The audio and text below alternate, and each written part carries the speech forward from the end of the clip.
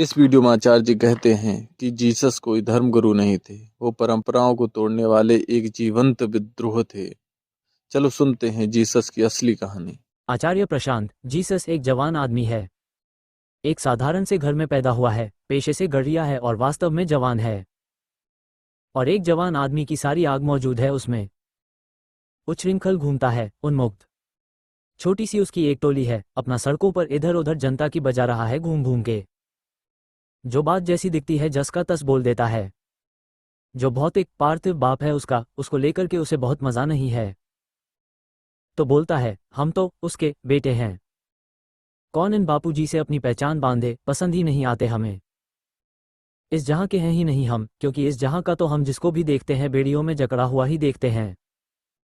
तो यहाँ के नहीं, हम कहीं और के हैं। हम पर नियम कायदे मत थोपने आना। अपनी बात कहनी है उसे। 5 लोग मिले 5 और जाकर बैठ जाता है एक छोटे से टीले पर, और 10-20 लोग इकट्ठा हुए तो ठीक है, उनसे बोल दिया। जो प्रचलित धर्म है उसको बहुत अहमियत नहीं देता। किस धर्म का? यहूदी है जीसस। बहुत उसको महत्व देते ही नहीं। यहूदियों के कमांडमेंट्स होते हैं, अनुदेश। 10 प्रमुख अनुदेश हैं। उनका पालन ही नहीं करता। पालन क्या नहीं करता, धज्जियां उड़ा देता है। कहता है, छोड़ो ये पुरानी बातें हैं, मैं नई बताता हूं। तुम कहाँ पुरानी किताब के चक्कर में पड़े हो, ओल्ड टेस्टामेंट। हम नई किताब देते हैं यार, जिसमें पुरानी किताब से आगे बढ़कर कुछ है। तो जीसस का जीवन समझ लीजिए नई किताब लिखने में है। जीसस एक लेखक मान लीजिए जो कभी लिखता नहीं है। उसका जीवन ही किताब है, उसका बोलना ही किताब है। और वो शुरुआत ही यहीं से करता है कि पुरानी किताब ऐसा बोलती थी, पर हम तुम्हें उससे आगे की कुछ बात बताते हैं। इसीलिए तो यहूदी उससे चिढ़ते थे। जीसस कहते हैं, पुरानी किताब कहती थी कि अगर कोई तुम्हारी एक आंख फोड़े तो तुम भी पलट के बदला लो। मैं तुमसे कुछ और कहना चाहता हूं, मैं कहता हूं क्षमा उसके आगे की बात है। फिर वो ये भी कहता है कि मैं पुरानी किताब का विरोध करने नहीं आया, मैं पुरानी किताब को आगे बढ़ाने आया हूं। मुझे पुराने पैगंबरों से कोई शत्रुता नहीं है, मैं तो उन्हीं के अधूरे काम को पूरा कर रहा हूं। जवान है तो थोड़ा गुस्सैल भी है। और जवानी क्या जिसमें थोड़ा गुस्सा ना हो। बुढ़ापे में तो अक्सर आग ठंडी पड़ ही जाती है। और उन लोगों से उसे विशेष सहानुभूति नहीं है जो पैसे वगैरह के पीछे भागते हैं, तो पूंजीपतियों की पिटाई लगा देता है। पता है न, यहूदियों में बहुत चलता था उधार पर देना, ऊंची ब्याज की दरों पर, कभी कभी कपट, और जब कोई लौटा न पाए तो उसका पूरा माल, घर, सब जब्त कर लेना।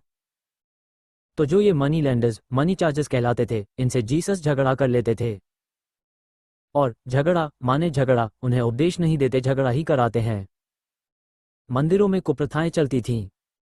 जीसस नहीं कहते कि मंदिर है, कौन इसकी सत्ता से बैर ले। मंदिर के भीतर घुसकर फटकारते हैं और पिटाई लगाते हैं। फिर देखते हैं कि भीड़ ही चराता रहूंगा। इतना कुछ है करने को, बड़ा अंधेरा फैला हुआ है, तो शहर से बाहर निकलकर आसपास के गांव में घूमना भी शुरू कर देते हैं। उन्हें और लोग मिलने लगते हैं, और जीसस के साथ ज्यादातर जवान लोग ही जुड़े। जीसस का प्रभाव कुछ उन पर ऐसा पड़ता था कि विश्वास से आगे की बात। यकीन न हो, कायाकल्प हो जाए, कुछ का कुछ हो जाए इंसान। तो फिर जीसस के साथ बहुत सारे जादू जुड़ने लगे, कथाएं जुड़ने लगीं। लाजरस की कथा कि मुर्दे को जिंदा कर दिया। मुर्दे को जिंदा करना सांकेतिक है कि एक आदमी अपना जीवन ऐसा जी रहा था कि जैसे मृतप्राय कुछ था ही नहीं। काठ, पार्थिव, पत्थर। जीसस के संपर्क में आकर जी उठा, उसकी आंखों में रोशनी आ गई, उसके चेहरे पर नूर आ गया। कहीं कोई लड़की मरी हुई थी, जीसस ने उसके माथे पर हाथ रख दिया, जिंदा हो गई। फिर जीसस के साथ ये सब कहानियां चल निकलती हैं। कहानियां चल निकलती हैं, लोग कहानियों के दीवाने होते हैं और लोग जुड़ने लगते हैं, बात सुनने लगते हैं। और एक बात जरूर होती थी, जो कोई जीसस को सुनता था वो सत्ता का और प्रथा का और रस्म का, रिवाज का विरोधी हो जाता था। प्रार्थना भी यदि करने को कहते हैं जीसस, तो कहते हैं प्रार्थना करना, पर मूर्खता में शब्द मत दोहराते रह जाना। ये कौन सी प्रार्थना है जो तुम करते हो? धर्म को आमूल चूल हिला देते हैं। धर्म की पूरी प्रचलित अवधारणा को हिलाकर रख देते हैं। ईश्वर का जो रूप प्रचलन में आ गया था वो गिरने लगता है। प्रेम के नए अर्थ, सत्य के नए अर्थ, प्रार्थना के नए अर्थ सामने आने लगते हैं। सत्ताधीशों के लिए मुसीबत हो जाती है। कुछ तो करना पड़ेगा, इस आदमी का बहुत परेशान कर रहा है।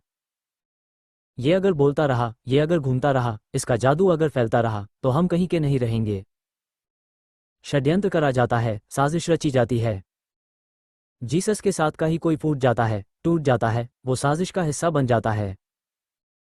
वो जीसस को बेच देता है। ऐसा नहीं कि मरना चाहते थे, पर अब मौत सामने आ ही गई है तो भागना भी कैसा?